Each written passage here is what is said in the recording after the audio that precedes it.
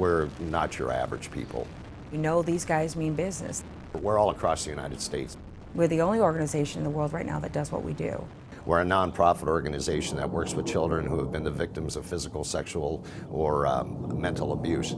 We want to empower these children not to feel afraid of the world in which they live.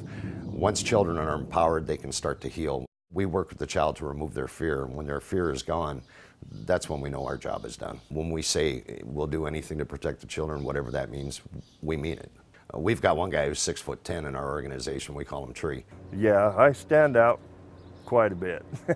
To the kids, he is an absolute protector. They feel pretty safe when I'm around. The first introduction for a child to our chapter, we'll take and force the entire chapter. We'll have 25 motorcycles rolling down the road. The neighborhood wakes up real quick.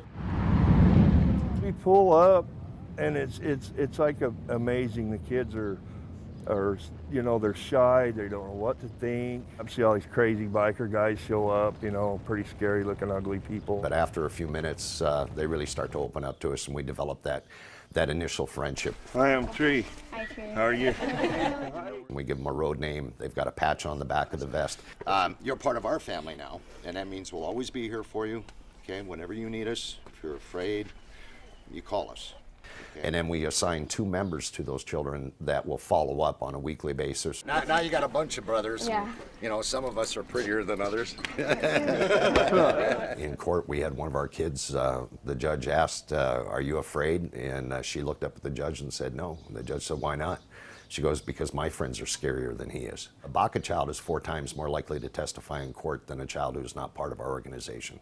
It is personal for me because I've been through abuse, in and out of foster homes, in and out of the system. Nobody believed me, nobody seemed to care. It's a hell that I wouldn't wish upon anybody. Here in Arizona, the child deaths directly related to child abuse went up 20% in the last year.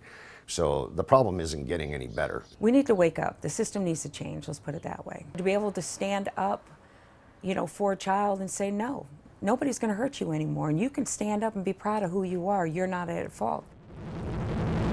We're not playing wild hogs here. And if someone who would hurt a child doesn't take us seriously, well, that would be a big mistake.